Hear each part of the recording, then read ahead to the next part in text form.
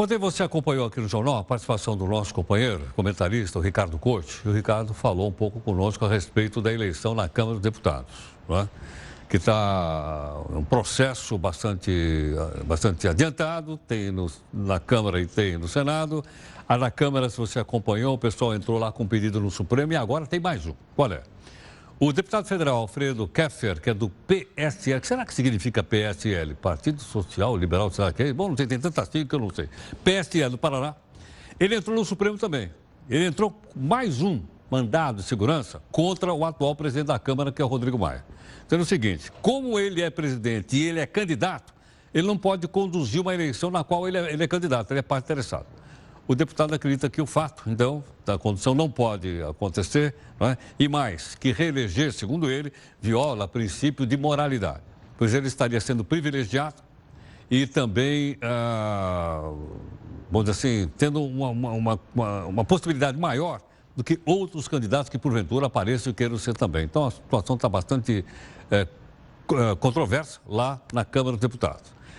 Mas Partido Social Liberal, PSL, obrigado, André, Partido Social Liberal.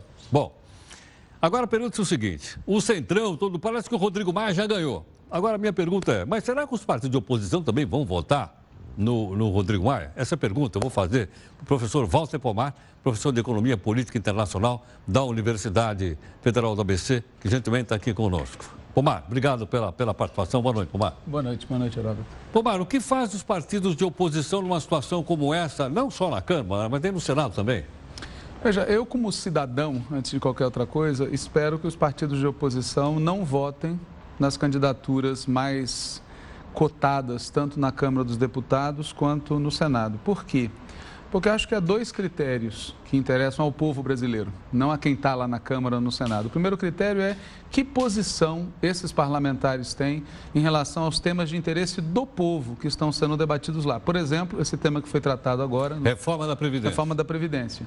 Você veja, tanto o Jovair Arantes quanto o Rodrigo Maia, no caso da Câmara dos Deputados, são favoráveis a essa reforma da Previdência. O segundo critério é... A Câmara e o Senado, eles são eleitos pelo voto da população. E há um princípio básico que é o princípio da proporcionalidade.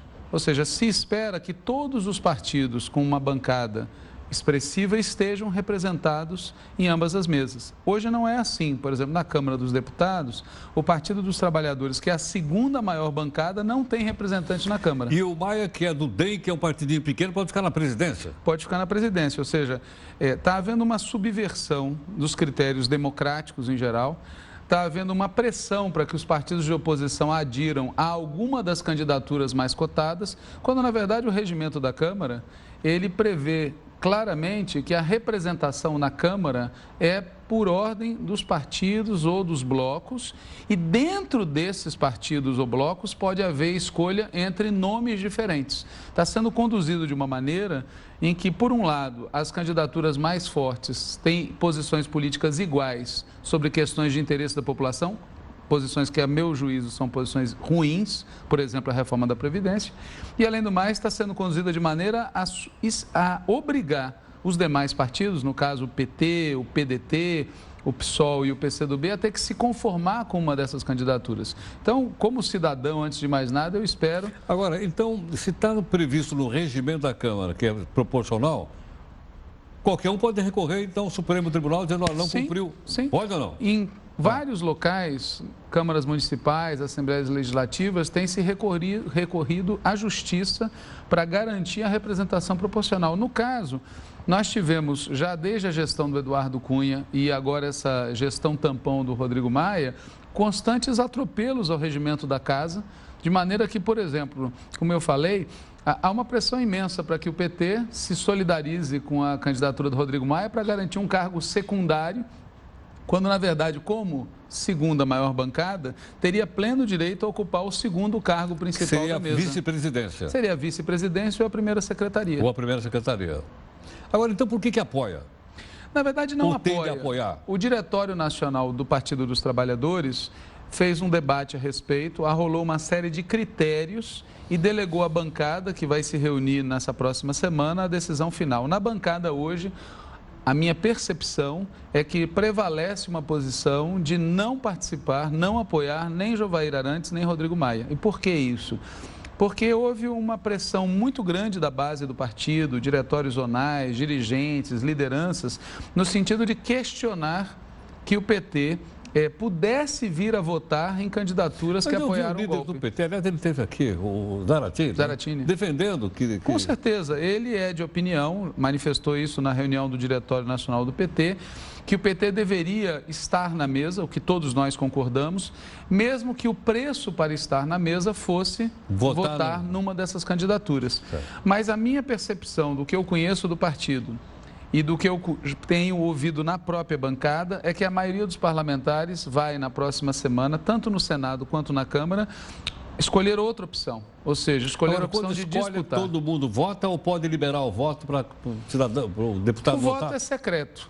Ah, bom, é verdade. O voto é secreto. Espera-se que a bancada de um partido siga a orientação majoritária nesse próprio partido. Mas nessa questão em particular, muitos parlamentares petistas disseram que ultrapassa o limite do aceitável votar, por exemplo, no Rodrigo Maia, no Jovair Arantes, que votaram pelo impeachment da presidenta Dilma. Ou seja, muitos parlamentares, assim como muitos filiados ao PT, têm dito que é necessário que o PT esteja na mesa, é um direito do PT estar na mesa, mas não ao preço de votar em uma candidatura ou fazer parte de uma chapa majoritariamente ou integralmente composta por pessoas que apoiaram o impeachment da presidenta Dilma. Agora, Pomar, na sua opinião, vai ficar claro para a população brasileira que acompanha, né, o que é oposição, o que é situação, o que cada um defende?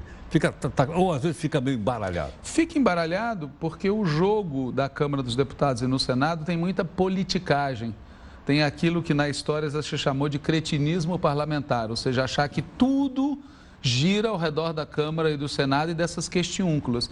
Por isso também é muito importante que a oposição, em particular o PT, que é o maior partido da oposição, deixe claro para a população que antes dos temas menores, quem vai estar nesse ou naquele cargo, existem os interesses da população que estão em jogo na Câmara dos Deputados e no Senado. Essa questão que foi tratada aqui antes, que é a questão da reforma... E há outras aí, né? Sim. A reforma trabalhista são questões que afetam a vida do cidadão comum e é muito importante que o cidadão comum olhe e perceba quem está de cada lado.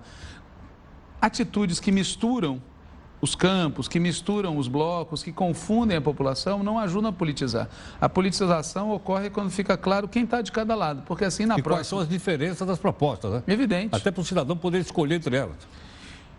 Mesmo do ponto de vista democrático, ou seja, da garantia dos direitos fundamentais, como, por exemplo, a Casa do Povo, o povo não pode ser impedido de frequentar a Casa do Povo. A Polícia Legislativa não pode ser utilizada para bloquear a entrada de representantes da população. Essas questões básicas foram sendo atropeladas ao longo da história e nesses últimos meses de maneira muito constante. Então, é fundamental, na minha opinião, que as bancadas de oposição, especialmente PSOL, PDT, PCdoB e PT, componham uma chapa, tenham uma candidatura, pode ser a do André Figueiredo, do PDT, pode ser outra candidatura, no caso do Senado pode ser o Requião, pode ser outra candidatura, mas uma candidatura que expresse esse bloco, que não só foi contra o impeachment da presidenta Dilma, mas é contra a reforma da Previdência, é contra a mudança na legislação trabalhista, que, na minha opinião, vai prejudicar a classe trabalhadora brasileira. Então, é muito importante que esse bloco se componha. Agora, a gente vai saber isso na semana que vem, já vista que a eleição está marcada para o dia 2, é isso? Isso, a gente vai, no caso específico do PT, a gente vai saber isso na terça-feira. Na terça. Até por isso, na segunda-feira, está sendo convocado um grande ato em São Paulo daqueles que são filiados ou simpatizantes do PT e que são contra essa possibilidade. Mas, como eu falei, a notícia que eu tenho hoje é que já existe um sinal muito forte que tanto na Câmara dos Deputados quanto no Senado existiria uma maioria nas bancadas convicto de que é importante correr o risco de ter que ir à Justiça garantir a participação na mesa, mas de maneira alguma conspurcar o partido, conspurcar a oposição, conspurcar a democracia, em última análise, participando de uma chapa e de uma composição com essa característica, seja com Rodrigo Maia, seja com Jovair Arantes, seja com o senador Eunício. Professor Walter Pomar está aqui conosco. Pomar, estou com um livro, então, O Enigma Chinês. Posso ficar com esse exemplar? São para você. Tenho aqui mais um outro que é, para me informar, texto de contexto. Esse é do velho... Sim, ambos são dele. Ambos são dele. Ambos são dele. Ambos Isso. são dele. Eu trouxe um meu, que é sobre o PT, chamado A Metamorfose. Ah, tá. Eu vi lá no... Acho que eu vi no seu site. Isso. Eu vi lá. Eu leio. Você sabe que eu leio. Perfeito. O que você manda, eu leio lá. Então, são livros... Onde é que o pessoal pode conseguir os livros? Na Fundação Perseu Abramo. Pessoal Branco. Na editora da Fundação Perseu Abramo. Tá, entra lá na internet e tal, você vai achar os livros lá Exatamente. e sabe a maneira pela qual você pode adquirir os livros. Exatamente. Tem também, são só físicos ou tem também... Tem também digital. Os 3 livros, aliás, eles estão também em formato digital. Tá, e as pessoas poderão lá então acompanhar e tal. Sim, acessar diretamente, baixar, fazer o download, sem problema. Tá, ok. Bom, isso aqui são meus então. São? Presente? Obrigado, viu? Agradeço a mais. você. Muito obrigado.